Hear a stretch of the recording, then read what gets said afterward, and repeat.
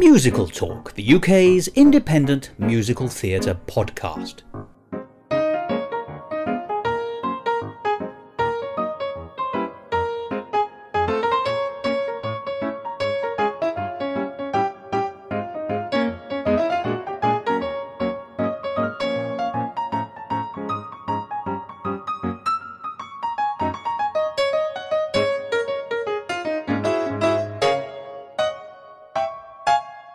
Hello and welcome to another edition of Musical Talk. And we're still paying tribute to the late, great and much lamented Stephen Sondheim, who died at the age of 91 at the end of November. This week we have a special treat from the Musical Talk archives, recorded in 2014. It's a conversation I had with David Overton, chair of the Stephen Sondheim Society, who, that summer, which is to say July 2014, were putting on a musical revue called God, a musical celebration and parody of Stephen Sondheim. And of course, as you can imagine, during the course of that conversation, talking to someone highly esteemed within the Stephen Sondheim Society, we didn't just talk about the show, we spoke in depth about the life and career of Stephen Sondheim. So it seems entirely appropriate that we repeat that conversation in full today as part of our ongoing tributes to the legend that is Stephen Sondheim. Now, as I say, this episode was originally recorded in 2014, and therefore the information about the revue God is no longer accurate. But I've left it all as it is so that you get the full interview. And I've also included my original introduction from that episode, which sets the scene by asking, can you get a genuine picture of a creator's worth through parodies of his or her art? And please do have the answers to your essay on my desk by tomorrow morning at 9 o'clock. So, in just a minute you'll hear my original 2014 introduction to the conversation that follows, which is with David Overton of the Stephen Sondheim Society about the man, Stephen Sondheim, who was always far from idle, but was certainly, for some, a god.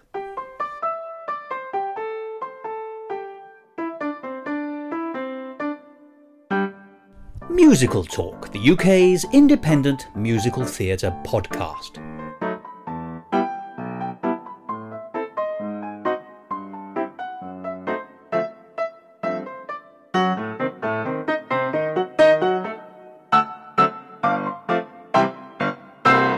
Hello and welcome to Musical Talk, the UK's independent musical theatre podcast. I'm Thos, recently described by no less a personage than Dougal Irvine, one of Britain's most exciting new writers of musical theatre, as the legendary Thos, although I think only in the sense that nobody quite knows if I exist or not.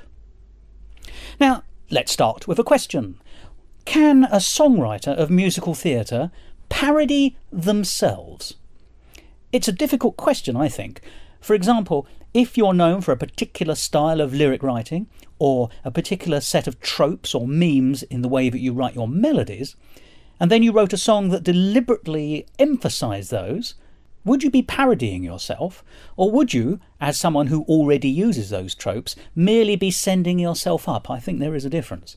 The reason I ask is because Stephen Sondheim has done such a thing. He recently wrote a brand new song for his show Sondheim on Sondheim, which was a 2010 revue which appeared on Broadway and was a celebration of his 80th birthday, including a fairly forensic look at how to write musical theatre, at least in the way that he does. But as I say, for that show he wrote one new song. It opened Act 2 and it was called God. And if you listen to it, and a recording has been made of that show, then you'll see immediately that he is essentially writing a parody of himself, except I don't think you can parody yourself, not truly. I think it is a send-up, as in send up the clowns. But it is an interesting point. And what does listening to a parody of something tell you about the original? Well, that's an issue we're going to be discussing today here on Musical Talk, because this week, opening on the 8th of July and running until the 12th, which is Saturday, there is a revue in celebration of Stephen Sondheim called God, a musical parody of Stephen Sondheim. And it's on at the London Theatre Workshop. and it's being presented by the Stephen Sondheim Society. So far, so good. But what's interesting is that none of the pieces of work in the show are by Stephen Sondheim. Because as part of its 20th anniversary celebration, the Stephen Sondheim Society has put on this new revue called God, which features gentle parodies that serve to demonstrate Stephen Sondheim's art, together with songs that remind everybody why we all love Stephen Sondheim in the world of musical theatre. And some of those will be brand new songs which have been inspired by Stephen Sondheim and written by such people as Eamon O'Dwyer, Theo Jameson and Matt Bald, all of whom were finalists in this year's Best New Song Prize, awarded by Styles and Drew, at the Stephen Sondheim Society Student Performer of the Year competition. Incidentally, that's known as Spotty, and that phrase will come up during the course of the next conversation, so I'm just priming your ears now. So there we have it, a brand new show about Stephen Sondheim, not featuring Stephen Sondheim, but featuring lots of parodies and affectionate songs about or in the style of Stephen Sondheim. And the show itself is called God. Do you see how intercontextual everything is here? How our discussions are entirely meta and self-referential. It's one of the things that makes musical talk so popular. I wanted to find out more about the art of celebrating something through parody and to find out more about the Stephen Sondheim Society. So I went to the very top and spoke to the wonderful David Overton, who's currently the chair of the organisation. And we had a wonderful, in-depth, wide-ranging conversation about Stephen Sondheim and his works and their perception over 50 years, the Stephen Sondheim Society itself, and of course, the new show God. And as is so often the way with gods, we ended up singing his praises. Here's David Overton of the Stephen Sondheim Society. Musical talk.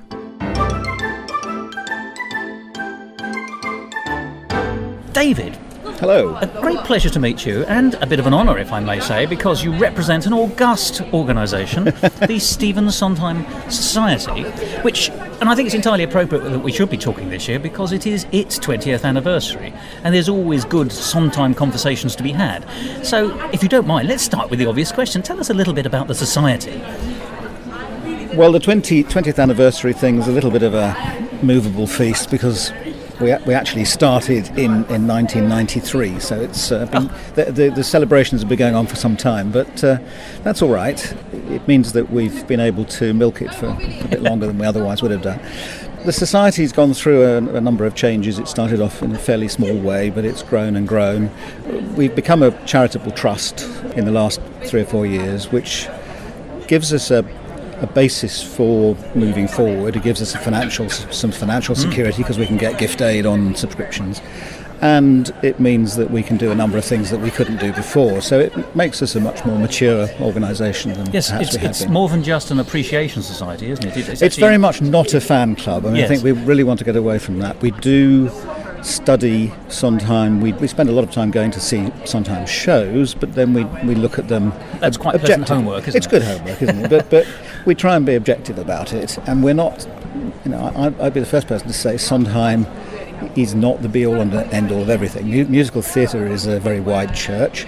Sondheim might be one of the great masters of the genre. Of course he is, but musical theatre went on before him and will go on after him, and goes on sometimes despite him and sometimes as a result of him. So he's a critical part of it all, but I think we need to spend time thinking about him in context. Yeah, so where does he fit? Where does he in fit? The pantheon of musical theatre? Exactly. What's influenced him? What does he influence? There's still a place for jukebox musicals, musical comedy, light, frothy musicals that were around before he came on the scene and before his mentors came on the scene. That will all, musical theatre is only part of the world of theatre anyway, and I think it's we don't want to be too prescriptive and restrictive in what we look at. I think we need to look at Sondheim in context, and we need to recognise his role, his part he plays in the world of theatre. So it's not strictly speaking an academic organisation, but it certainly uses some of the tropes of academia. Yes. Which, people want to learn more. I mean, when people are enthusiastic, they always want to find out more about whatever it is they're enthusiastic about. This is a very good example. I think we try and appeal to a wide range of people. There is some very academic stuff.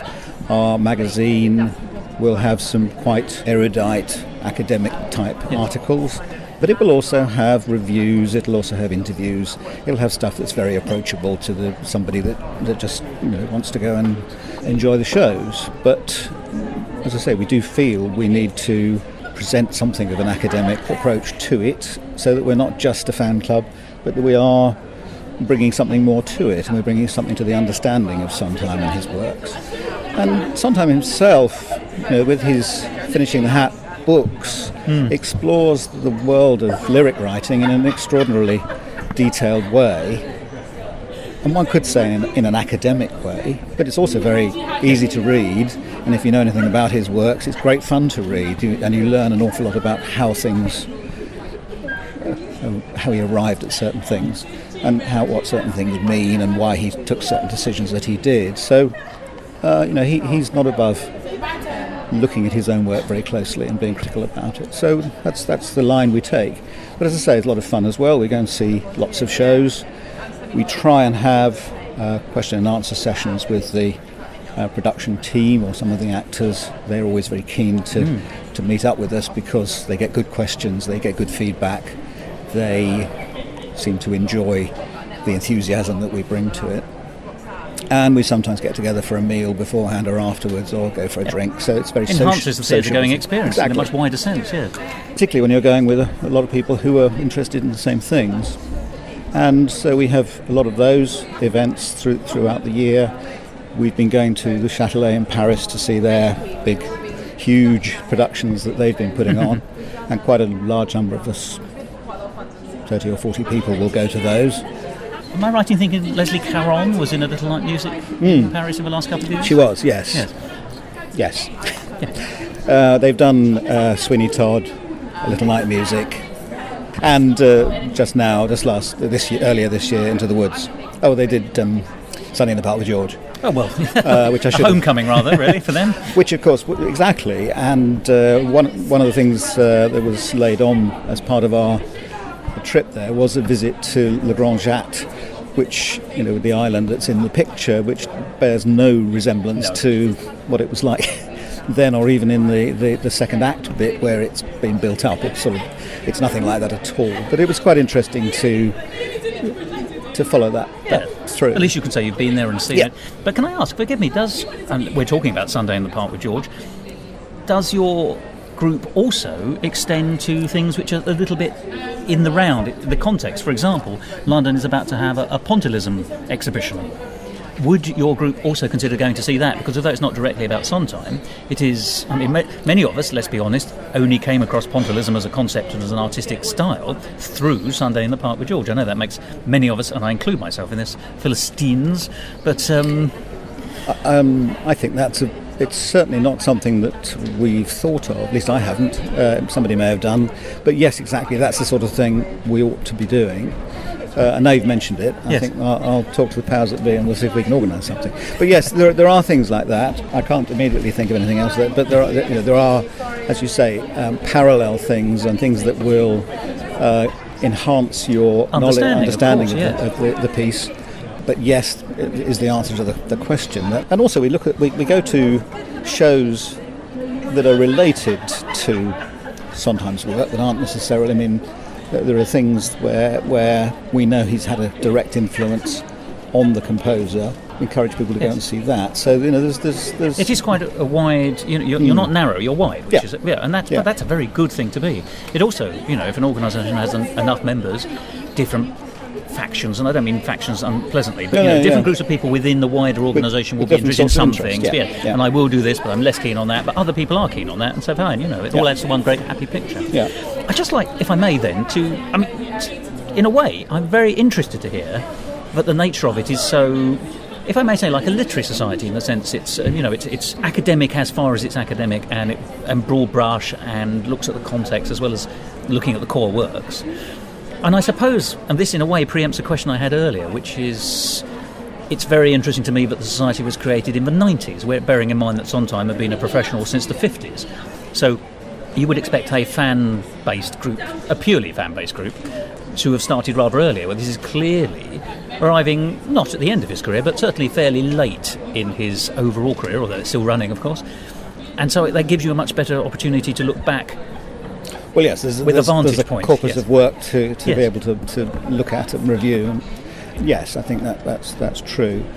The reason it was formed is there are all sorts of precursor organisations that came together to form the Sondheim Society, and we're still. It's disappointing to me, but we're still very much a British-based organisation. I mean, we do have international members, yes, but we can't offer a great deal to them. We want to try and encourage. I mean, the magazine, for example, which comes out 4 times a year and is a very glossy, very, very. I think it's fascinating. I mean, I am the editor, but I mean, yes. What's it called? It's called Sondheim the magazine, which is not. I don't think anyone can quibble with its purpose. Which is fairly no hidden clear. agenda there. No, exactly. And it's got that again's gone through various iterations, but it's now, we have reviews, we have interviews, we have articles, lots of photographs. There's one of our trustees, David Lardy, nearly always does a really fascinating piece on the history of anything that's in the West End, or that's just, I mean, for example, Do I Hear a Waltz has been done recently at the Park Theatre. It's had quite a checkered history, and David will spend a lot of time researching how it has evolved as a piece, as well as reviewing the production. And there was also a Kim Criswell concert in the Cadogan Hall, I think, of Do I Hear a Waltz about the same time, so we then do a compare and contrast. That's fantastic. Of the two. But looking at the history and the evolution and the reasons why it's not being done as a big West End production, what the problems are with it. Most Sondheim productions go through various iterations. Songs come in, songs go out, and decision has to be taken which version we're doing. If you're doing Into the Woods, which version? There is a sort of authorised version, but there are ways of adding things, taking things out. We know, for example, that Follies underwent a major change when it came into the West End, because to fit the particular people involved, pieces were written for Dinah Rigg, for example. But Underneath, I think, is one of those songs, exactly, isn't it? Yes, quite. Sorry, just racking my mind there. And the question is, can they be put back in? Are they allowed to go back in? There's quite a lot of control, but there is a certain amount of flexibility. And what's fantastic, I think, about Steve is that he is always keen to talk to directors, even relatively small companies here in the UK, can actually approach him and say, can we tweak this, or what do you think about that? And he will give them an answer. He will come back to them and say, absolutely not, or why not? Yes. Why not? Well, indeed. I mean, Britain does have a strong history with Sondheim, doesn't it? Just thinking immediately off the top of my head, Saturday night premiered here in the Bridewell Theatre, I think. Yep. A long-awaited premiere. I was very delighted to be able to go to that. Some years ago now, I'm afraid to say. And Merrily We Roll Along, of course. The version which is generally now done is the revised version that was done... Donmar. But wasn't it the one that was York Playhouse originally? Yeah. The one that's where it sort of was retweaked and tweaked again, yes, wasn't it? Although I saw recently a version which had gone back to the original thing, opening in the School Hall. The School Hall, which I don't think is authorised. Right, okay. But it was there in quite a big regional theatre. So, and whether that had permission or didn't, I don't know. But it actually worked rather well. I thought it was quite effective. I think they probably started with it. I'm not sure if they finished with it, but it was certainly, as a start, as an opening piece, worked quite well. So there are all these variations that are still floating around, and quite apart from the director's vision of a piece, which can make it enormously different, even with the same text. Yes. You can see.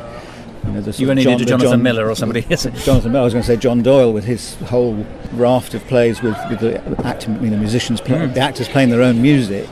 That became hugely fashionable. Everybody jumped on the bandwagon. So you had these minute Sweeney Todds and things, with Sweeney Todd trying to play the cello as well, and all that sort of thing. And you can have operatic scale productions.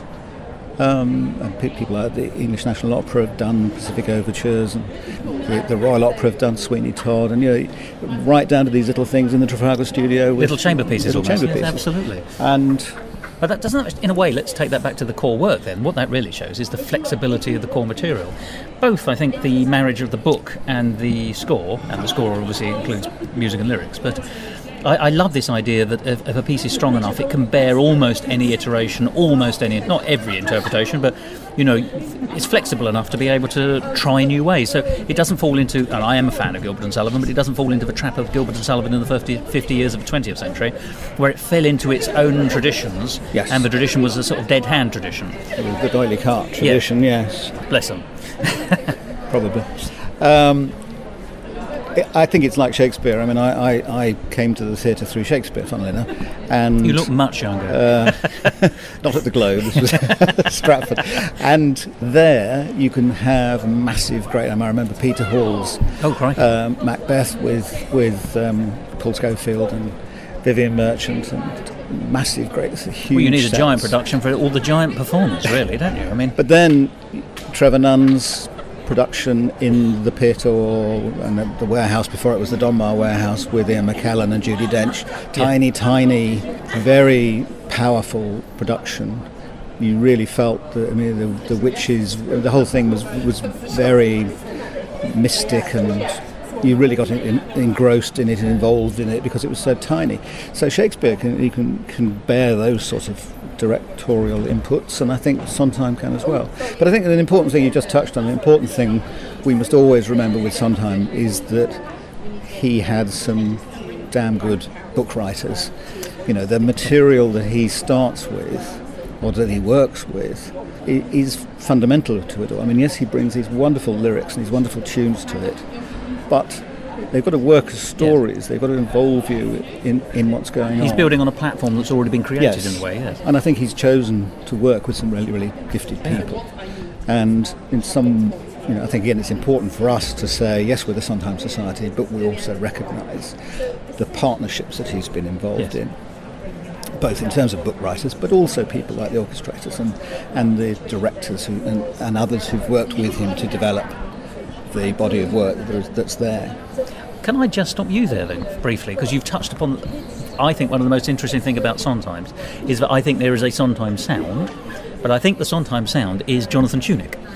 Yes. Do you think Sondheim would be... Now, this is no way a denigratory comment about Sondheim, but do you think Sondheim would have achieved what he had with different orchestrators, by which I mean either a different orchestrator every time, or a different collaborator? I mean, I know it's an impossible and imponderable to answer, but it seems to me that Jonathan Tunick is so much. And you very rarely get to hear, I'd love to... I don't think it would be very successful, but I'd love to hear a Stephen Sondheim score played on a brass band, just to see what it looked like, or rather felt like, not as a theatrical piece, just purely musically. Yeah, there are obviously other orchestrations, and more often than not, it has to be a much reduced orchestration. Indeed, yes. But then when you go somewhere like the Châtelet, where you have an orchestra that's 4 or 5 times a typical Broadway orchestra, again you have to have it reorchestrated for that. So I think it can still be successful with different orchestrations. It's just something, the braction of a Cy Coleman and... I think Tunick's done yeah. Probably, in a way, you need a sort of benchmark. You need somewhere to start from. Even if you take something like Merrily, we know it wasn't a very successful production for a whole range of reasons. The original production. The cast were too old, and there was lots of things wrong with it. But we know that it can work. I suppose it gives someone a challenge to let's see if we can make this thing work. Well, Roadshow is the best example of that, almost, isn't it? It's taken iteration after iteration to come to fruition. Yes, yes. If it's come to fruition, I'm sure. I think the John Doyle productions, including the one at the Chocolate Factory, is the current apogee of the process. Yes, but I suspect there's more to come. I think there must be more to come. I was slightly disappointed by it, I have to say. I don't feel it's not of the calibre of some of the other things. It struck me as a bit derivative of his, came out of things he's already done. Yes. I didn't feel it was that sort of groundbreaking. I got a sense of assassins thematically. Lots of assassins and lots of other things in it, sort of thing. But I expect we'll see it again. Yes. and we'll suddenly think, wow, that was great. Why didn't it work before? So in a way, I suppose Tunic lays down the core orchestrations. It's then for other people to develop those. But I tell you what I find very interesting, and there's a Broadway musical sound, if or at least in perception there is. Whether there actually is another matter. But there's a touch of bombast in Broadway overall, historically. It's also the way it presents itself. And I'm talking about the idea of American musical theatre being the great cultural gift from America to the world. And I'm quite happy to accept that. Although I think there's a lot of British influence, but there we are. Of course there is. But putting that to one side, there is bombast. And I'm thinking that, had a little night music coming out of the early part of the 70s and things like that. Comparatively, you've got things like Seesaw and at the end of the 60s, Sweet Charity and things like that. Equally successful, in many ways more successful commercially at the time at least. But they're so much more bombastic, and they are bold and literally brassy in some senses, which Tunic isn't. And I'm trying to work out, is Tunic taking his cues from Sondheim, in your view, in terms of how to set the tone, or would you say that it's Tunic who is looking at it and saying, I think the tone is X and this will set the platform for the future? I'm not necessarily asking for a firm answer, but I just wondered what you think about that, because I think the Tunic question is so much an important part of the Sondheim question. It is, of course it is. As is the Hal Prince question and lots of other... Well, there is indeed, yeah. They all run in parallel, these, aren't they? They do indeed. And I say, I don't in any way try and diminish Sondheim, because clearly... Well, as I say, I think the important part of him is the fact he collaborates. He doesn't do it all on his own, and he would be the first to say, I'm doing this with these collaborators, the book writer, the director, all the other people involved in the process. I don't know enough about Jonathan Tunic's other work, to be honest, and perhaps I should, to see whether there's whether this is just his style and whether he's done this with other composers, or whether they just happen to be very luckily simpatico between the two of them, yes, which they clearly are. They clearly are, aren't they? You've sort of set my mind thinking I ought to know more about Tunic's work. Something for the Society, perhaps. So perhaps maybe we should look into that more. I can assure you I'll be very interested in that. Clearly there's a great working relationship going on there, and whoever is influencing, whichever one's influencing the other, they're working together and they're creating a sound that they want for the particular show. I don't think Sondheim's stuff is going to be... It's not going to be like Sweet Charity. It hasn't got, generally his things aren't going to have the same sort of... They don't have that kind of brio. They have a different kind of energy of their own. Yeah. So I think they're going to be... And they're not necessarily appealing to the same audiences. No, that's a very fair point. So to be honest, I don't know the answer to your question. I suspect don't worry, I didn't six, 1.5 dozen of the other. But I think probably Sondheim... He has very firm views about things and how he wants things done. I suspect he has laid a fairly clear direction on how he wants the things to be orchestrated. Some parameters, certainly. But he's working with people he trusts, absolutely, and so it works. But you certainly, as I say, given me food for thought, because I think there's some more research and work we could do there. And there may be people in the Society who certainly know a lot more about the musicology of it than I do. And we've got some people who are really into who know that end of it. Who know that end of it, who could probably say, oh, well, I could have answered that. Well, I always find that this is where pop music is an interesting alternative as well, because, some Sondheim has escaped into the pop charts, even down to Frank Sinatra singing Good Thing Going. But those won't have been, I'm guessing those weren't orchestrated by Jonathan Tunic. Certainly the Pet Shop Boys adaptation of Losing My Mind, I'm rather guessing is not a Tunic arrangement. But it's interesting to hear how those songs do bear up and remain successful, and indeed in totally different spheres, with different orchestrations. I just wish the late Nelson Riddle was still with us, because I'd love to hear a Nelson Riddle, if only one of his easy listening albums of your favourite hits from Sondheim. Yes, that's a possibility, I suppose. But yes, I'm sure somebody can do that. You've got, as you say, Pet Shop Boys singing Frank Sinatra, but I don't know that people would have any idea that it was Sondheim any more than people know You'll Never Walk Alone. Yes, that comes from a musical. I mean, it's in fact, detached itself almost. In fact, the people in Liverpool I was talking to were absolutely astonished when I said, "Have you seen the original?" And they thought, "What the hell is he talking about?" So yeah, they have a life of their own when they get outside the theatre. And one of the things that always, moving to God briefly, I know you don't know if you want to go there yet, but well, why not? Let's talk about God. It's extraordinary that we have these, given that one of Sondheim's sort of major contributions to musical theatre, and he's taken it on from Rodgers and Hammerstein and other sources, so he's not solely the only creator of it, but he is the person where the song develops the story and develops the character, and that's the big difference between him and the musical theatre that went on before. Yeah. It's not now let's stop for a song. It's not now let's stop for a song. Much of those pleasant in certain circumstances, yes, quite. It actually develops the plot or develops the character, and it's placed in it where it's placed for a very good reason. It's extraordinary, isn't it, how many compilation shows there are taking all these songs totally out of context. And I find it bizarre in a way. And then fashioning a new story. And there's dozens and dozens of them, very often with the same songs, which I find a bit disappointing. And the reason we are doing God is we've said we can't do another compilation one. They've been done to death. And they're not really the right way to be doing it, actually. Much as they're fun, much as they could earn a bit of money and all that sort of thing, what we've been looking at with God is something different, all those parodies and pastiches of Sondheim that there are, and we thought that might actually make something of a show. Well, it's a reflected light, isn't it? Because when you parody something, generally you're doing it because you have some affection for the original. Yes. But you're giving it, to use those dread words, a sideways look. Yes. And you're taking the piss slightly out of some of the stuff that goes on. I mean, there's some wonderful alliterative songs in Sondheim, which is why I'm always surprised he's not that keen on Gilbert and Sullivan, because I think that there are some clear parallels between some of their those patter songs and some of the things he does.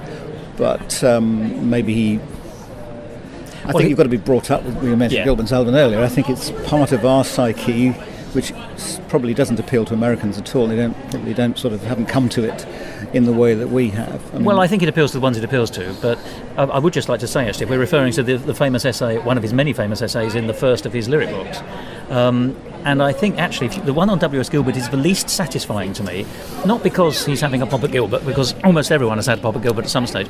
It's actually because it's one of the shortest essays, and what it boils down to more than anything else is he does say at the end, Gilbert bores me. And it's not really an attack on the craft, because I don't want to dwell too much on this, but for my money, Gilbert's the man is the first lyricist who puts craft into the process. I mean, other people have built upon him, but I think he's the first great craftsman lyricist.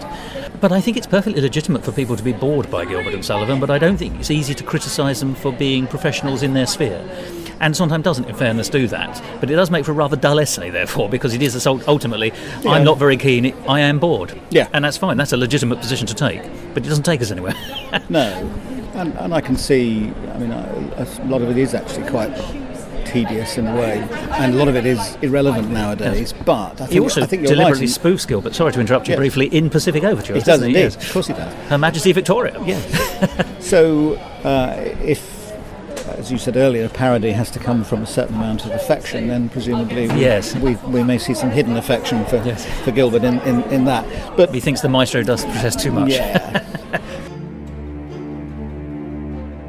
Musical Talk pays tribute to the late Stephen Sondheim.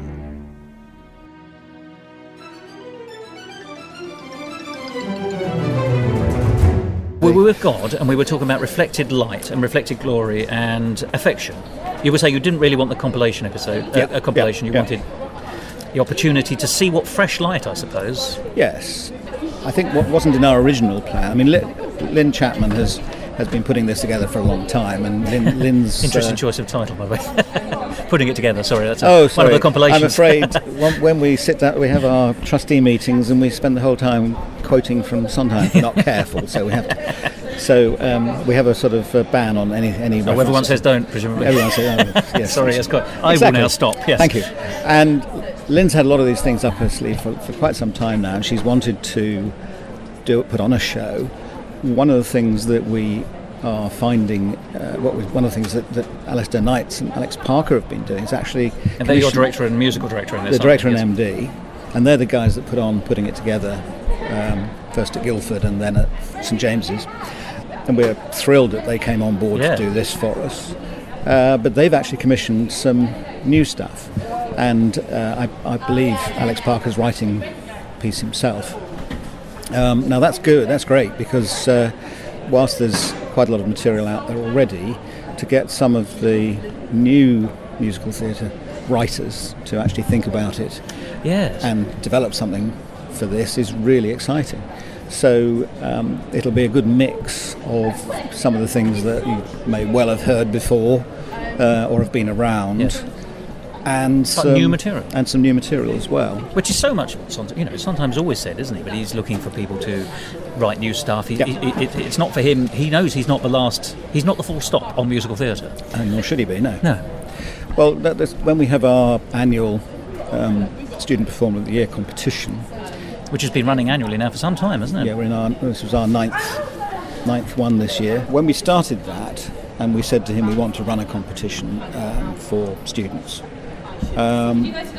he said, yeah, that's absolutely fine, but new musical theatre writers don't get the sort of opportunities to showcase their works that they should. So if you're going to do something in my name, I'd really like you to do some new stuff as well. So we got into cahoots with Mercury Musical Developments, and they run this Styles and Drew competition in parallel with ours. So the student finalists sing a Sondheim song and then a song from the MMD composers.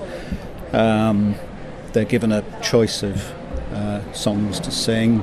There's obviously quite a number. We have to give quite a number of choices in that there needs to be. We don't know the mix of male and female voices initially, and there's then a Best New Song prize alongside the Best Student Performer prize, and that's worked very successfully, I think. And that's grown and grown and grown. Yeah. We get about 40 colleges that run musical theatre or drama courses with music, and some 6 students come along for the heats. And so poor Ed Seckerson, who's the chief judge, has to listen to 70-something pieces of Sondheim. There are worse horrors in the world, Well, the problem is that they tend to choose the same, quite often the same song. Interesting to know what the fads are over years, actually. What comes and what goes.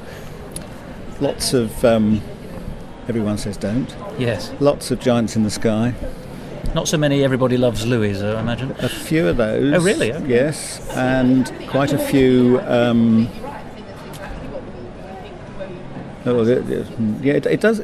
We seem to be suddenly getting a lot of passion this last time. Quite a few Fosca bits of Fosca being miserable, and my worry is that it's. And I keep out of it. We subcontract it to Ed. He's independent of us, so and then he gets at the actual final. He has a number of judges to support him, and we try and get some of the great and the good along. But we leave it entirely to them. We don't influence them at all. But one of the things that slightly worries me is that the comic ones tend to win because they're more immediate, they're more obvious. So Buddy's Blues is always a good one for the boys because you can really make a show of it. Yes, right. It's an individual showcase. It's a showcase, and it's so. Chris Olsen, who won a couple of years ago, did a fantastic, amazing Buddy's Blues. We had another one this year, which was the runner-up to Buddy's Blues. It's quite. I'll say it's an easy song to sing, but it's a showcase one. It's going to hit people between the eyes. Much more difficult to do one of those really quiet, introspective, don't actually move. More difficult for those to win, I think. But I think what is good is because they sing two songs, they sing the Sondheim one and they sing the new song. They do have the opportunity of singing something that's big and out there, like Buddy's Blues, but also then something much more introspective. A contrast, in fact, yeah. And then you can see that as a performer, they've got that range of skills. It's a proper showcase then, isn't it? Because it's in fact you're showing a versatility. And, and it's quite, whilst the Sondheim ones are never going to be easy, the new ones are quite difficult to put over because you're hearing it again out of context from a show that may never have actually been performed, of course. And you're having to tell a story to people for the first time. As I say, out of context, just a little bit, that little slice of a story. And as you said earlier, sometimes songs are no longer necessarily a story in their own right. They are a bite-sized developmental moment or note, as it were, in a much larger story. Exactly. So it's quite difficult to get those over. Yeah. And we give them as much support and encouragement and rehearsal time for those. We try and put the composers in touch with the students, either directly or by Skype or whatever, so that they can understand what the piece is about and what they've got to get, what the message they've got to get over.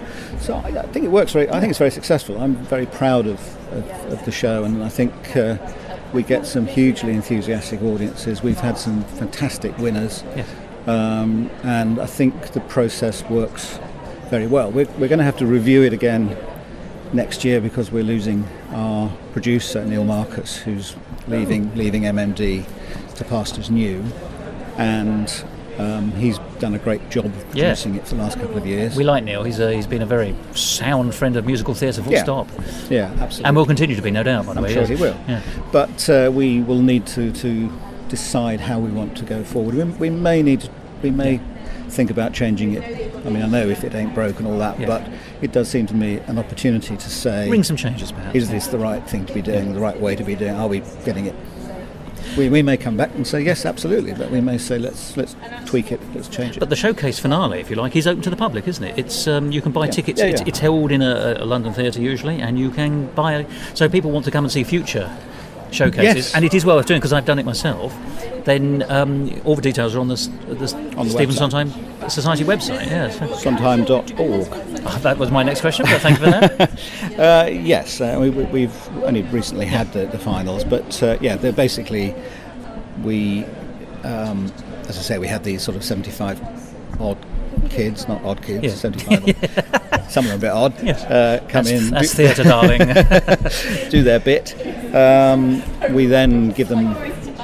We then choose 12 with a couple of reserves. There's a process by which we then agree their Sondheim piece. Sometimes the piece that they sang isn't always quite right, or there may be two people singing the same song, so we need a little bit of tweaking to be done, isn't it? But then the main bit really is for them to choose their MMD song, to work on that for some weeks.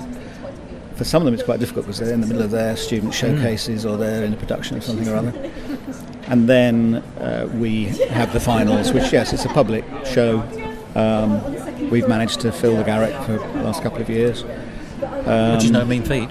No, and I think we obviously get a lot of students from the colleges that the finalists are from, and they're a very partisan audience, but as they should be. But lots of our members and lots of the public come and see that. And it's a jolly good show. It's a really, really good fun, and if you like Sondheim, you get to hear some of the best snapshots of Sondheim songs, and then some of this new stuff. And I have to say, this year I think the new stuff was particularly good. There were some really, really good songs, some really clever songs, and some that had an immediate appeal. Because, as I say, it's sometimes quite difficult to get these over from a new musical, particularly if it's a serious one that's dealing with serious themes. Quite difficult to get that over in 2 minutes or whatever it is. But some of the students really do a good job, and I'm really proud of the whole thing. I think it really works well. And we try and do some sort of showcase for the winner. God, which we mentioned before, is we're going to have the winner of this year and winner of a couple of years ago and a couple of others who've been in Spotty are the cast of God, and very, very they're alumni talented. of the finals, as it were. And very talented young people. Now let's talk about God again. Now let's be honest, as you said quite immediately, what this is it's a review. Yep. But it's a review of Sondheim reflected through the parodyist's mirror, if you like. Yep. With some new material as well, so as I say, there'll be fresh stuff. What have you noticed yourself in the world of parody of Sondheim, which you've said as already is a long tradition in its own right. I mean, I've had the pleasure of interviewing a man by the name of Charles Bloom on a few occasions. Charles, yeah. And Charles has written many Sondheim, quite often as sort of birthday treats for Sondheim. I don't know whether Stephen's pleased with this or not. But you know, so there's already a long tradition within the world of musical theatre itself. But I suppose the question is, if you were going to spoof a Gilbert and Sullivan, immediately, everyone knows what you would do off the top of your head. You repeat a few lines over and over again, and then you do the dumpty-dumpty-dump patter song stuff. A cleverer, or someone with a fuller appreciation of what you're getting from Gilbert and Sullivan, would then do a cleverer, broader parody of a more sophisticated nature, realising that Gilbert and Sullivan aren't just one way of writing. Exactly. And it must be the same with Sondheim. Presumably, there are, if you might like, the obvious parallels, the obvious parodies, which are the incredibly densely lyricked, you know, the everybody wants to be Sondheim points, which isn't in itself a parody of a song, or it's not a reworking, but it's a song that you know the piece. I know the piece. Yes, which picks up on the tropes of a Sondheim and appreciates them, but doesn't want to emulate them whilst emulating them, of course. And that's pleasant enough, but it's almost too obvious. And I suppose the other obvious thing about Sondheim, which, you know, no one says anymore because no one believes it anymore, but once people used to say you couldn't whistle a Sondheim, which of course is absolute nonsense. Yes. It is. So, you know, you've got these what you might call very obvious, too obvious parodies, and then you've got the ones who are clever and have picked up something. Have you personally been surprised by what some parodyists have spotted? I suppose is my very long-winded way of getting around to the point. And you're going to have a very short answer because I haven't heard much of it, actually. I went to the rehearsal this morning to do some photography, because that's what I do. And the only piece that they were singing was actually a parody of Stephen Schwartz. So close and yet so far. And was really taking the piss out of simplistic songs. It's I don't know who wrote it even. I probably should know by now, but as I say, I've not been particularly involved in the process of. I mean, God is Lynn's baby, and I'm there to support her. And we've got a team of people from trustees who are doing the ticketing and PR and all these sort of things. So I've sort of kept back from it. So it'll be a treat for you in a way. It'll be a great treat for me, and I'm really looking forward to it. So. There was just a song which was, as I say, little sort of pastiche from Wicked, which was rather naughty, I thought. But naughty but nice. Naughty but nice. But so it wasn't a pastiche of Sondheim, but it was clearly reflecting on the differences between some of Stephen Schwartz's work and Sondheim's work. And I quite like Schwartz, actually. I mean, I think he's done some amazing stuff. And no one could deny he's not popular. That's a well-known song of his. It is indeed, yes, but it's also true, isn't it? I mean, Wicked is running and running and running, goodness knows. And I can be a bit snooty about Wicked, but I have to say I saw it on Broadway and was absolutely blown away. I think the production has become a bit... I've seen it here a couple of times, and it's got a bit broader and I think lots been cut. Loses its point sometimes. I think it must have lost its point. But when I saw it on Broadway, when it first opened, with the original cast, and it was very tight, so it probably only been open a week or two, and I didn't know anything about it, but I just saw it. I saw Schwartz, right, I'd love to see that. I was absolutely blown away with that. I thought this is a fantastic show. Now, as I say, I can be a bit snooty about it. So, but shows do get tired anyway. I mean, forgive me, I've never been a great fan of Chicago, but that well outstayed it. I saw it. It was incredibly flabby by the end. Yeah. They may have had newbar young men and women wearing almost nothing but leather straps on the advertisements, but as a theatrical production, it was severely overweight by the time I saw it. Although I quite often say to people, I went to see Blood Brothers very just before it closed, and it was one of the tightest productions I've seen. Really? I thought, wow, Ken Wright's obviously got some good people in here, because it was as fresh as when I saw it 20 years ago, or whatever it was. I wonder if they were tightening. This is maybe because it was closing. Yes, I don't want to be uncharitable, but I saw it about 2/3 of the way through its enormously long run. and I was deeply unimpressed, and it seemed quite flabby to me. So it may have just been that people were... Well, they changed... Because when you didn't announce time it's closing, the aficionados all come back to see it for one last time, don't they? So you chart it back up again. Yes.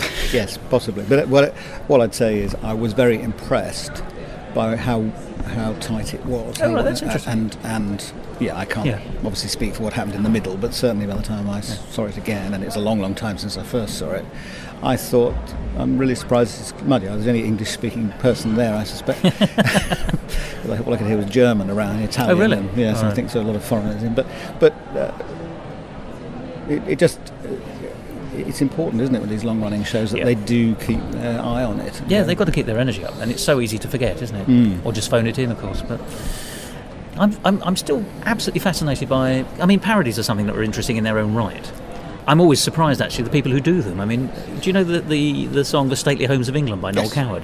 I'm sure you're aware then that it's... Homos of England. Yes, well, there is that too. But the Stately Homes of England as a song is, I never realised this for years, is in fact a very sharp parody on a rather drudgy Victorian poem. Oh, right. So he's basically taken this poem, which is taken in all sincerity about the stately homes of England, how beautiful they stand. Taken the rise out of it. And then I think the next line in the original is something, and standing proud over our green and promised land, and of course for Coward it's to show the upper classes have got the upper hand, and you're immediately away, and off you go. Yeah. So I like that. But I mean, let's talk then briefly about, Charles Bloom is a good example here of the parody, because the parodies he does on the whole, he uses Sondheim songs, and he very often uses the structure of the lyrics. So his is a clever forensic removal of certain words and the addition of new words. Yeah. But they have to scan and they have yes, to exactly, have to and that's where his the skill of the parody is there, and he will give a new meaning through it. But it's not junking the lyrics. Whereas, I know we keep going back to Gilbert and Sullivan, but it's the easiest thing to go for. When I've yet to hear a modern Gilbertian lyric which is any good. People often junk Gilbert and put new stuff in, and it is invariably rubbish. Yes. Well, the little list is always virtually always changed, and that never really works, does it? No, but you might as well go back to the original ones, a bit like the thing in Follies, I'm still here. I mean, nobody knows who half the people are in that. Abe's Irish Rose. Especially us in the UK. Yes, we didn't have the cultural references. Yes, but it works, doesn't it? You don't need to necessarily know what they are. Yeah, it gets the point across very well, and that's such a tour de force of a song anyway, isn't it? It's a wonderful piece. Yvonne De Carlo, I don't think realised how lucky she was with her. Well, it's interesting, isn't it? Her career. I mean, obviously, she's this sort of sexy bombshell on B movies in America. Then she becomes Lily Munster, which is, for many people, how she's remembered. I have to say, that's how I've remembered her, really. It's how I think of her as well. And then suddenly she turns up in the original Follies, and you think, and does a fairly cracking job on the recording, at least. Absolutely. It's a great role. I do wish we could get Follies here again soon. Now, let me ask you a question, and you touched upon it very much earlier, when we were talking about the difference between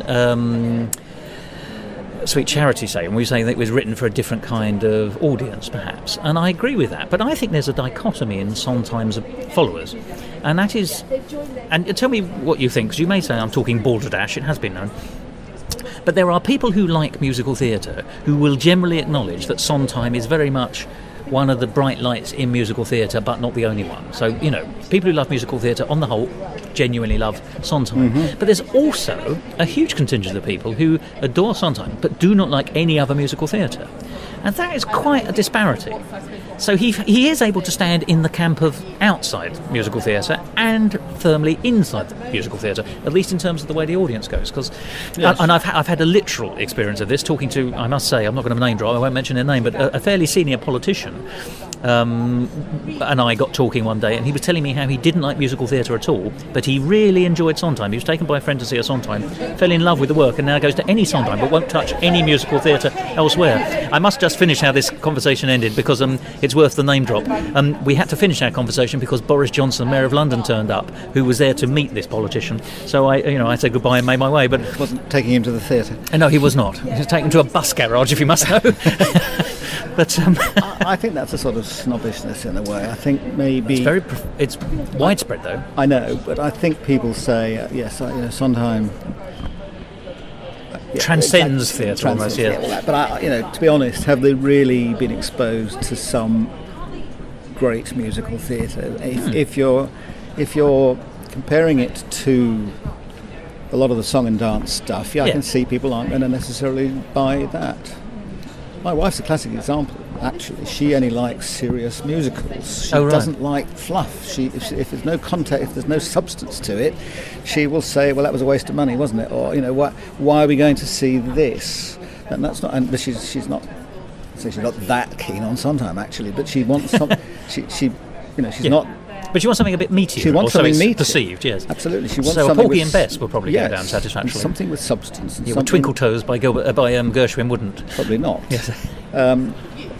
Although we immensely enjoyed Top Hat, I have to say. So did I, much more than I expected. Yes, I thought it was so funny, so brilliantly done. The choreography was great. I even went on the night that the understudy was playing what I still think of as the Fred Astaire role, the Jerry character, and it was still fantastic. He put in a top-notch performance. And I think the shame of that, and that appealed to all sorts of levels, actually. But I think, actually, I would say that did have some substance in that. There was a good story, good humour, good dancing, great sets, very tight direction. It worked as a piece. And so many things you go and see, they're sloppy and they're yes. And I can see people saying, I don't want to see that sort of musical. I think there's a case for that. I wouldn't disagree with them. But I just don't think people necessarily give other stuff a chance. But man cannot live by Fred alone. Absolutely. So there's loads of, I just think it's a bit snobbish or a bit. Yeah. I don't. It's like people say I only read these sorts of books. I think you've got to. Why narrow your horizons? Open your mind to other things, and it can something. I wouldn't of choice read a Western, but somebody said to me, "There's this amazing book that's set in the West, and it's about the." Of course, I'd give it a go, and yes. Not because it's They're a not Western. All just shootouts, are they? Because it's a Western. I wouldn't say no. I don't do that. Yes. Because that's a very closed mind sort of approach, and I suspect people who say, "We like Sondheim, but anything else is beneath us." I think it's a bit silly, a bit daft. But I can see lots of people who say, I love musical theatre, but I don't like Sondheim. I can almost understand that, because I think Sondheim you need to get involved, you need to commit to it, you need to engage the brain. You can't just sit back and listen to the tunes. And this is where the thing about... It doesn't wash over you, does it? It doesn't wash over you. No. You've got to work at it. You've got to be part of it. And great theatre is all about... engagement, sure. Being involved. Isn't it? Yeah. Exactly. And you can't just sit there like... And that's why it doesn't particularly work in the cinema. I agree with that. Although we're about to get Disney's Into the Woods later this year. We shall see. But I just it's like Shakespeare does not really. Yes, okay, Hamlet and Henry V, great films in their own right. The Olivier ones, and there's been some good. Bran has done some good stuff, but it isn't the same as going to the theatre and seeing it live. Funnily enough, Shakespeare's much better in cinema when they've decided to tweak it. So I think Ian McKellen's Richard III, where it's reimagined, is actually a very much better set in the film. The Tate Gallery before it was... Is it not? Yes, absolutely. It looks beautiful as well. But I like that very much, whereas you're quite right. There's nothing so visceral as being in a theatre anyway, though, is there, really, for engagement, it seems to me. It depends what it is, but yes. Well, of course. But let's roll back to the point you've just made, actually, that you can understand people who like musical theatre less enjoying Sondheim. And once again, there has been this enormous sea change, hasn't there? Actually, in the period before the Society really sort of came into being in the 90s, in the 80s, I sort of fell in love with Sondheim in the 80s. I was a teenager, and I was a teenager who didn't enjoy pop. And I fell into the surprisingly warm arms of Gilbert and Sullivan, funnily enough. And then from there, I travelled down musical history. I sort of, I got into Coward and Novello, and then the next generation along into 50s musicals, and then finally into Sondheim at the time, writing contemporaneously in the 70s and 80s. Yes, but you didn't stop there. No, well, nor did he, in fairness. No. So, but what I remember, of course, is that the popular conception was, and I'm talking such as anyone ever said anything, was that Sondheim was too clever or not musical enough, and so people didn't generally like it. But it was acknowledged that a lot of people did like it, but not enough to make a profit. So a Sondheim was like Woody Allen films used to be considered, that you invested in them for the class it sort of reflected on you, that you showed you understand it. And all that stuff, and that was running all the way through until, in my mind at least, and you may disagree with this, but I think Into the Woods is the first musical from Sondheim that I remember where there was none of this nonsense about it's good but only the hoi polloi won't get it and things like that. And suddenly it also felt like a commercial hit. You know, in a very broad. It felt like a proper Broadway show come over to London. So it was suddenly swept away. I'm not sure where I'm quite going with this, but you're obviously aware of this sea change which occurred, because no one ever says that now. No one ever says tuneless. No one ever says for too small a minority. No one says non-commercial, for goodness sake, because, you know, like Howard, Sondheim, there's always a Sondheim on somewhere. Yeah, oh, absolutely. But we know of many amateur productions that don't put enough bums on seats and don't make their money back because people won't go and see it. Yeah. So, and there's still plenty of Sondheim stuff around that doesn't grab the attention. I mean, you know, for every Maria Friedman's Merrily We Roll Along and Michael Ball, Sweeney Todd, there's a lot of stuff that isn't really that well done and doesn't necessarily get the right audiences. It's, you know, Pacific Overtures is the one that immediately leaps to mind, just because it feels very difficult to stage effectively, doesn't it? It's very difficult, but I've seen some very successful productions. Of course it can be done, yes. We shall have to see what next week brings. It opens tomorrow, I think, at the Union. Yes. I'm fascinated to see what they're going to do with it. But I mean, Donmar did a smashing production, I thought. Scaled down production. And I don't know if you saw Paul Kerrison's in Leicester, but a fantastic production, really incredible, really lavish. You know, again, we're going from the tiny Donmar to the Leicester. It was in the Phoenix then rather than Curve, but you know, a spectacular production. Given a certain amount of financial constraints in somewhere like Leicester, but nevertheless, they had to fill the proscenium and some pretty amazing stuff. But really, orchestrally, really good, and amazing singing. But I would be really surprised if they had a sell-out run in Leicester. To be honest, Let's be brutal. Yeah, I don't know. Might do. I mean, he's got a tremendous. He had a tremendous reputation. I know he's leaving or left, but.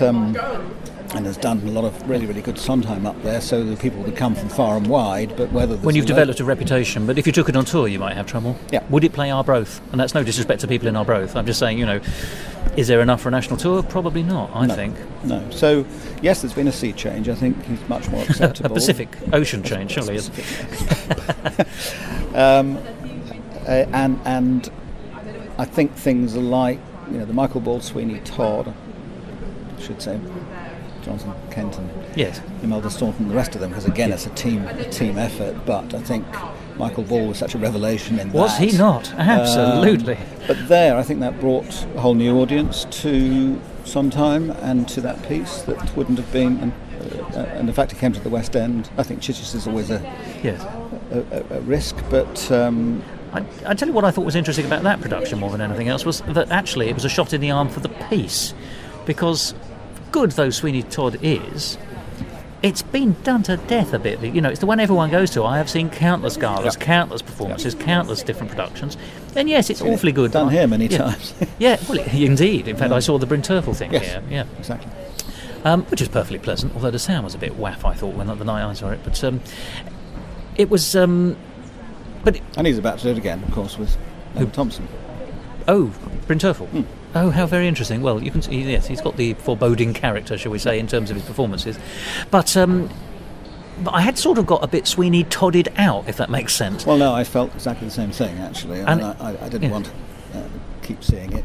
And I've probably seen more productions than you have, because I'm sure you probably have. Tend to get asked to see things, but I did think it was a revelation. I think it was so well staged. I think Imelda Staunton reinvented it. Yeah. Has Dee Lansbury'd it? And that's once again, no disrespect to Angela Lansbury, but it's been played that way for so long. I'm told Emma Thompson is tremendous. Ah, good. So that'll, because they're doing it at the ENO, I believe, after they're doing it at the Eisteddfod, and then they're doing a proper production at the ENO. But I understand she's very, very good. So people bring different characteristics to the part. And there's been some great Mrs. Lovett, some great Sweeney Todd. But I think that production was particularly well done. I think it was commercially effective. as was Merrily We Roll Along. The Maria Friedman. I enjoyed that, but I had one concern for me, which it was almost too knowingly show business, if that makes sense. I appreciate it is about show business, although it's more at the brunt end of show business. The interesting part is there's the balance between commercialism and selling out and being true to your integrity, etc. But also there is the linear progression in whichever way it's going, of starting off raw and then becoming more sophisticated, but also carbuncled. I appreciate all of that, but it was almost too glossy, I thought, and every now and then I had a real sense that it had been directed by, very splendidly, but by an actress. Someone who's played it. Yes, exactly. And what contrast? We'll just balance this with that. I enjoyed it a great deal, so I am not knocking it in any way, but I just got that slight sense or resonance from it. But then I went up to Edinburgh almost immediately afterwards, about 3 or 4 weeks afterwards, and saw a much smaller, as you'd understand, very well done version of it in an old church hall. But what that had, as these things often do, is when they're smaller and more intimate, you can connect a bit more closely, and it had that slightly less perfect veneered version of it. So there were a few more edges to it, just it was a less polished surface. And my contrast, and maybe it was because I'd seen the glossy version so shortly beforehand, I really enjoyed that version, possibly slightly more, but I wonder if I would have if I hadn't seen the Maria Friedman. It's very unfair on my comments on Maria Friedman. It's just that it was fabulous, but it was almost too perfect, and by being perfect, it made itself imperfect, he said stupidly. There was, I think, a tremendous production that Nikolai Foster did in Theatre Clwyd about a year ago. You really do travel, don't you? And I really wanted to see it. And he's the guy that's taking over Paul Kerrison in Leicester. Oh, right, so that bodes well. And I think it was tremendous. This is when I said where they started in the college at the beginning, and it was one of those sort of quite tingly moments, because planted in the audience were the alumni. Oh, were they? And so as they started, how did you get to be here? They were rising up around us in their gowns, and it was quite.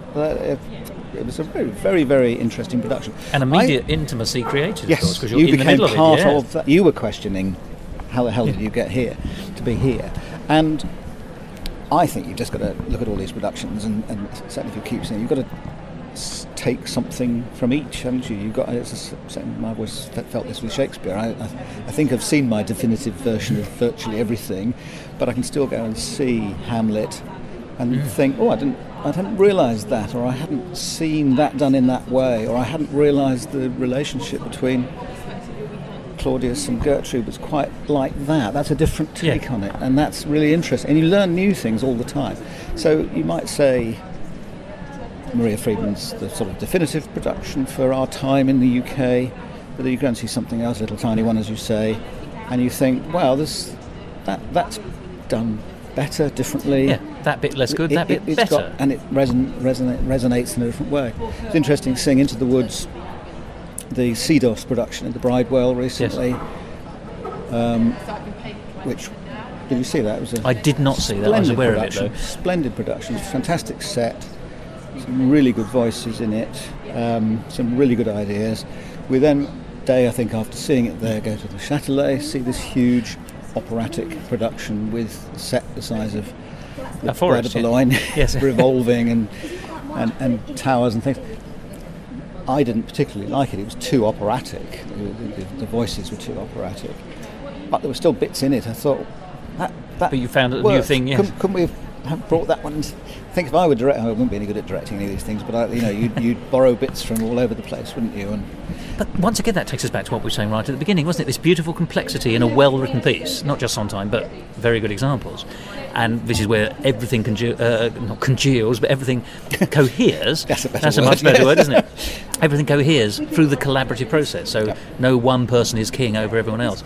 But what that then allows you is that you can cut that in lots and you can cut that cake in lots and lots of different directions. You've got a delicious cake, whatever it is, but it'll feel very different. These aren't very good similes or metaphors, but it's also like being given a big unravelled ball of wool. and you can ravel it up in any way you like afterwards. Some people will sort of double it over, and some people will make a ball again, but you'll always have a ball of wool at the end of it, but it will be a very different ball of wool to the one your colleague will have made. As I was saying earlier, it brings everyone into the creative process. Yes. You're not being given something, here it is, take it or leave it, which is what a film tends to do. Yes. You're actually involved in the process. Now, obviously, the creative people actually putting it together are more involved than the audience, but the audience still has a part to play. The audience still has to work at it and has to understand the relationships and what's going on. And that's true of theatre anyway, though, isn't it? It's true of all theatre. Yeah. That's if you've got a dead audience, your show's not going to be enjoyable. Exactly. I've seen that. Exactly. And you can see, I do a lot of theatre photography, and I do dress rehearsals when there's nobody there, but they're going through the motions, and it's very sterile, and they think, well, shall I come back and see it? And they ask me along to the press night, and I watch the thing and think, wow, it's come to life. Bloody good. Yeah. And I suppose partly... It was plastic, now it's fantastic. But also, I suppose I'm concentrating on what I'm doing, so I'm not necessarily giving it my full attention, but it's... It's amazing how it changes with an audience, any theatre, any live theatre, and that's what's. But I always find that interesting as well, because we're so used to living in a world where you can watch television again on the computer or on a DVD or video or whatever. We've got so used to watching things again that we want to, and we're constantly encouraged to. You don't with theatre, or very rarely. But when I see a show of any that works for me in some significant way, I always want to go and see it again. I always see things 2 or 3 times. Yeah, if it's good. I mean, sometimes you can see it once and you know fully well that you will not be needing to see it again. Half of it. Yes. I'll always. I saw the Chichester Sweeney. I went to Chichester and I saw it in London a couple of times. I'll always do that because I don't think you get it all the first time, do you? But theatre is such an ephemeral thing. One of the things I haven't mentioned about the Society is we have this archive that we've been putting together for quite some time and is now being looked after, curated for us by Kingston University, and that's a massive amount of material that we've gathered. And what kind of material? Are we talking programmes or recordings of shows or soundtracks? Or? We have to be a little bit careful about copyright things, yes, of course. Material. But there's lots of posters and programmes and ephemera. Yes. And one of the things I've always felt is if someone wants to direct a Sondheim show and wants to know, how's this been done before, what are the pitfalls, what works, what doesn't work, quite a good idea to go to the archive, see how it's been done, what decisions were taken, what sort of period was it put in. I mean, we've seen with Sweeney Todd, where people, as with Shakespeare, are playing with the period in which it's set. Is the original Victorian, this whole concept of the beehive, was it, that was originally used, this whole hierarchy of Victorian society, doesn't seem quite so relevant now, but there are other periods in which we can put it, the 50s, the 20s, where there are residences. And it's the same with Shakespeare. If you want to do King Lear, you can do it in all sorts of periods that actually have resonances, things about kingship and about family and about the way that society is falling apart and all those things which can work. These are the stepping stones in history, aren't they? I mean, every period has its different resonances with different points of history, and they go in and out of fashion. Yes. I think we're much closer to the 19th century. No, I think we're much closer to the 18th century than I do to the 19th century at the moment in terms of the way society is going. I think Hogarth would recognise London much more than Tennyson. Yes. I'm going to go off on a tangent, but I won't. But the archive, I think, is something which we're very proud of and really pleased with the way that's going. And one of the things we're saying to productions, particularly in the UK, but elsewhere in Europe and around the world, we'd love to have material from your productions. And if we can help you in any way, if we can provide you with biographical details, with images, with stuff, then it becomes reciprocal, doesn't it? It becomes reciprocal. So that's quite a big part of what we're working on at the moment. A lot of stuff we want to scan in, but that's quite a big job, and we're going to be looking for volunteers to help us do that. Because, again, looking at programmes, who was in, some of us can remember who was in Follies in 78, where it was, and because we were there. But the younger people are going to say, well, who was, or be amazed that it featured X, Y, and Z. Didn't realise so and so was in it. And Chorus Boy X is now Knight of Stage and Screen. Yes.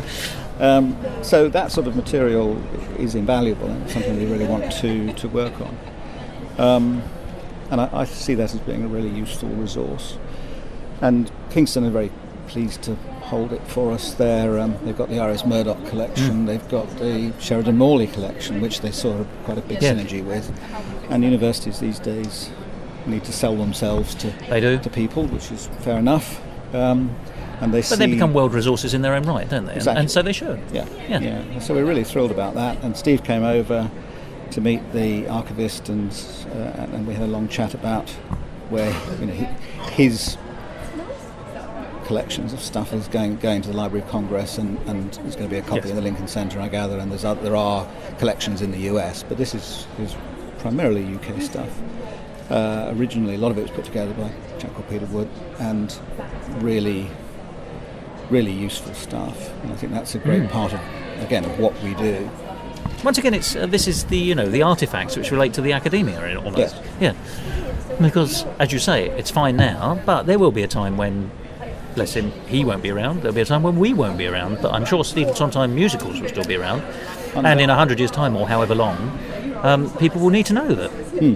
What happened in 1978. Yes. Or even in 2014, for goodness sake. What was this parody show? What was this God thing?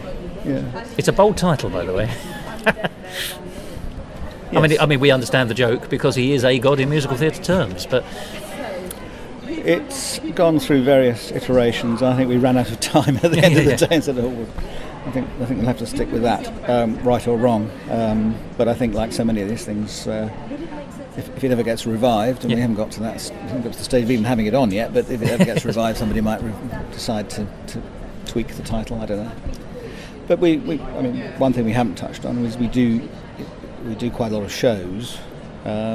We have, apart from the student performer of the year contest, we also put on a showcase for singers and actors, which used to be at the Pheasantry, and we now do it at Leicester Square Theatre. And that's quite an interesting thing to do, because it means that our members and others can meet over a glass of wine, hear some Sondheim stuff and some other stuff. I mean, we had a chap called Howard Jenkins last week, who was one of the Spotty contestants. He's been in a number of shows and done quite a lot of stuff. But he did a wonderful Rodgers and Hammerstein mashup, where he brought all the well-known Rodgers and Hammerstein songs and sort of meshed them together very cleverly. Not sure if it was an original thing of his or if somebody else has done it, but he did it extremely well. But also he did some good, solid Sondheim weepy stuff and comedy stuff, and So anyone who's interested in Sondheim, either as a creator of pieces and wants to hear those pieces, or wants to find like-minded people to talk to or read information about Sondheim and the wider context of Sondheimia, shall we say, or indeed, there is an element of social fun here. We're talking about shows, reviews, the opportunity to meet other performers. If you are a performer yourself, the chance to actually get a bit of tutoring, perhaps. And the Sondheim Society, the Stephen Sondheim Society, does offer quite a range, isn't it? As you say, it's not a fan club. It's so much more. I mean, your manifesto, as discussed over this conversation, has been quite broad and very interesting. And we haven't really touched on Brush Up Your Sondheim, which is the study weekend we're having coming up soon, which will be... And it's open to all comers? Absolutely. Yeah. There's a series of lectures and workshops, and there's going to be the sort of pièce de résistance is a question and answer session with Mr. Sondheim over a video link from New York. But how rare is that opportunity? Very rare, actually. It is extremely rare, yes. He does quite a lot in the States. He does a lot of lecture tours and discussions and things. When he's here, and he comes over a fair amount, he tends to have a pretty busy schedule. I mean, yes, of he'll course. Presumably be over for the launch of Into the Woods, the musical, the film Into the Woods. As he was for Sweeney Todd. As he was for Sweeney Todd. He comes over He goes to the Châtelet for their shows, although he wasn't well enough to go to Into the Woods, I gather. But he's over a lot, and but he, as I say, very, very busy. Yes. And so we sometimes get a little bit of his time, but not often. So this is, I think, fantastic that we have a Q&A session with him. And it's we're doing it at the Royal Academy of Music. It's a sort of, again, we don't want it to be a gushing fan thing of, no, we love you, Mr. Sondheim. It's going to, hopefully we'll get, and he doesn't much appreciate that sort of approach. No. He's a practical man in many ways, isn't he? Yes. Yeah. And he doesn't like us blowing his trumpet too much. He's always wants us to, he doesn't want us to be a fan club any more than we want to be a fan club. That isn't what it's all about. We want to be critical, we want to be analytical, we want to celebrate his stuff, it's fantastic, but there's more to it than that. And I think if we can place him in context in terms of the way musical theatre develops, the way theatre develops, the way literature develops, then I think that's a useful thing for us to do. And if we can have some fun along the way of doing it, great. Brush Up Your Sondheim is intended to be a study weekend. It will be, there'll be different strands. Some of it will be quite erudite and some of it will be quite light, so because there's something for everybody. Michael Strassen, who's currently directing Pacific Overtures, is going to spend a day workshopping with people. There'll be if people who don't want to do that, there'll be other things to do, but it does mean a number of the students and just regular people can actually work with a first-class director on a piece, which is really interesting thing to do, because you really learn. I mean, I sit with directors quite a lot when they're going through rehearsals, and you learn so much about, and MDs as well. You sort of learn so much about the music and the why things are placed in the way they are, and what's clever, and there's so much more to it than initially meets the eye. Well, a palace has lots of entrances, doesn't it? And you get a completely different vantage point by which one you go through. So yes, and if you're on the steps of the palace, of course, it's sorry, we're going to start this one. So that's there's a lot going on there, and I think that's really exciting. We've over the years we've done various workshops of one sort or another, and we've done various masterclasses with people. This format seems to work quite well. We did it 2 years ago, and we try and get a reasonable number. I don't like to say grown-ups, of ordinary people as well as students. Yes.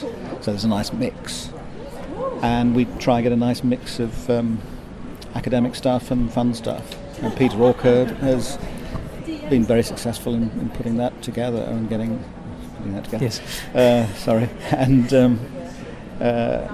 that looks as though it's going to be really, really good. So that sounds. I'm looking forward to it. Nobody else is. Even just through this conversation, however, we've been talking about all these opportunities. So membership of the Society is a worthwhile and sensible thing, it seems to me. That's very nice for you to say. Well, no, it's intrigued me. The website again. Oh, you were about to say. Sondheim.org. We're just about to have a new website. It's launching soon. But I think there's something for everybody. And I'd also like to say it's not just. I think it's for people interested in musical theatre, not just Sondheim, but because it gives you this context. Yes. It gives you an understanding of how it's developed, where he fits into it. I think if whenever he talks, he always, depends what he's talking about, but if in terms of his development, that relationship with Hammerstein and how he. And his work with Rogers, and the sort of how he developed, and how he saw musical theatre developing, and where he's taken it to. And as I say, that's not the end. You said it's not the end of it. Of course it isn't. And how have people taken it on beyond? Now he's been. It's interesting to see what happens next, or what's happening now. Indeed. Because he in his books he's deliberately not talked about people who are still alive, and he doesn't make much comment about current musical theatre trends. I mean, occasionally you'll hear he thinks something's good. But he doesn't go to musical theatre very much, I gather, because I think when he's in London, he sees straight plays rather than musicals, I gather. Well, I'm going to be honest, I don't blame him. I mean, it's such a small C conservative world, our theatre at the moment, and the new stuff hasn't lasted anyway, so... If I were giving him advice, I wouldn't be saying go to the West End. I'd be saying go to lots of these pub theatres that have got some damn good stuff on. Fringe is where it's at, and has been for many years in London, I think. And I think, at any particular time, there's going to be some tremendous stuff on somewhere. Yeah. So if he ever asked me, I would say, go, try the Landor, yes, or something like that, yes. But he's quite rigorous in a way about not commenting on what's happening downstream. Well, who wants to be the anointed anyway? I mean, forgive me, because all that does really is set you up to fail. Time will tell. Yes, and maybe there won't be an anointed. Maybe there's going to be lots of people. But I think musical theatre is pretty healthy. So do I, although very splintered. Yes. I wouldn't like to say there is a trend in musical theatre really at the moment. There are several trends which are detectable, but that in itself does not make an overall... No, but in a way, that's not a bad thing, is it? I mean, I think it's we don't want to see musical theatre. I think the Roger and Hammerstein era, and you've had the big names, and everything they did was everyone went to see. I think it's quite nice that we've got lots of different people writing different things, and I think it's happened off Broadway. There's lots of venues that can put on lots of different things. They can experiment. I don't think our Fringe is quite as developed as off Broadway, but it's getting there. And it's nice to see, even if it's a run of a week or 2 weeks, something experimental, something trying. It doesn't matter splintering is not a bad thing. Sometimes there can be an absolute gem there that you discover. And hopefully people will say, that was bloody good, and it'll come back, it'll get revived. Well, you splinter one light to get a rainbow, so why should it not be the same in musical theatre? Oh, how very physical. Physics, yes. Lovely, yeah. How very O-level. But I think there's a lot of it. There's a lot of musicals. And I think we don't seem to have so many... Well, there's a few really good straight dramatists at the moment, but I think musical theatre is very healthy. And I could spend every day going to see something in the West End or Edinburgh. When the festival's on, there's so much stuff. But the regional theatres in this country are doing a tremendous job. I think regional theatres have really picked up in the last 10-15 years. Actually, I really do. I think that's been one of the great cultural successes in Britain. And long may that continue. Yes, because that's where it should be, really. Yes. I'm acutely aware that Musical Talk is very London-based, but that's because that's where most of the presenters live. But it's so important to hear about stuff elsewhere, and sometimes to be jealous of what's going on elsewhere, which I don't mind telling you is something that happens quite a lot. Well, it's quite nice that things like Neverland are tried out in Leicester, rather than... Richmond, yes. I was going to say somewhere in just outside the West End, because it's being worked on, yes, of course. worked on, I gather, but it'll eventually appear, one assumes. Well, jolly well hope so, after all that. Yes. It's got the money behind it, I think. And that's good for Leicester, isn't it? I mean, even if it didn't work there, it was still... it's a fantastic theatre, isn't it? And it's great to see it used for that sort of thing. And there are some really good theatre buildings. We've been very fortunate in having a period of theatre buildings, and it's stopped now, but there was a really great period of theatre building, which gave us some fantastic facilities. Well, thank goodness we're through the 70s period of the New London Theatre. Yes, Frank Matcham would not have been proud of that. He would not, would he? Although it works. Yes, it does, but it's... For the right sort of thing. It worked for Cats, it works for Warhorse. And Joseph. I didn't see it there, but you can imagine that sort of thing. I mean, we don't have many modern theatres, commercial theatres. It's not very pretty, but acoustically maybe improvement. Yes. And one of the things Cameron McIntosh has talked about in terms of this new theatre, the new Sondheim theatre, is he wants to be able to bring regional theatres in, which generally are on thrust stages rather than proscenium stages, because that tends to have been the way they've been built, like the Crucible and Chichester. And that's not common in London at all, is it?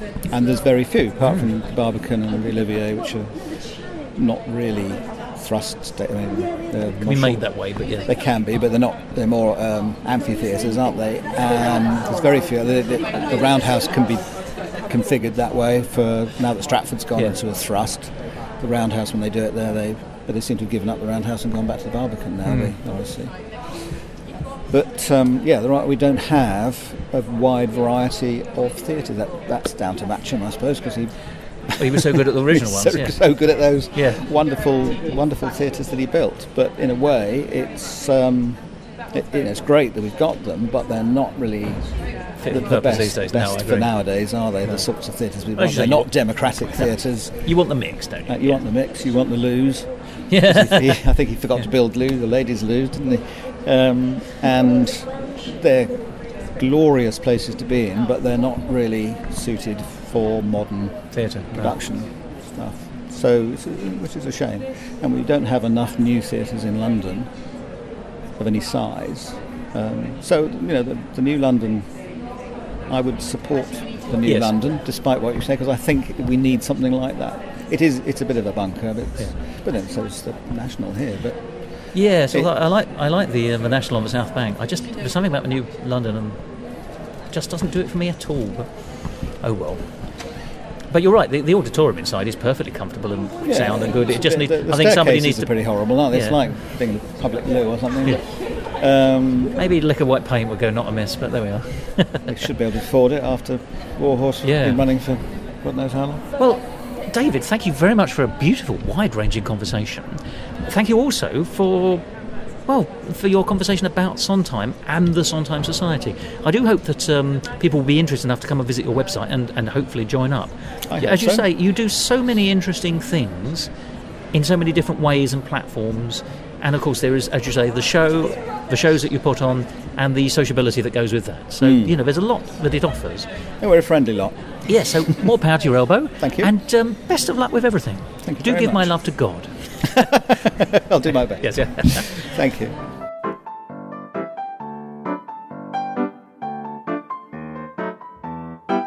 This tribute episode of Musical Talk, edited and presented by Thos Ribbits. Copyright Musical Talk 2021.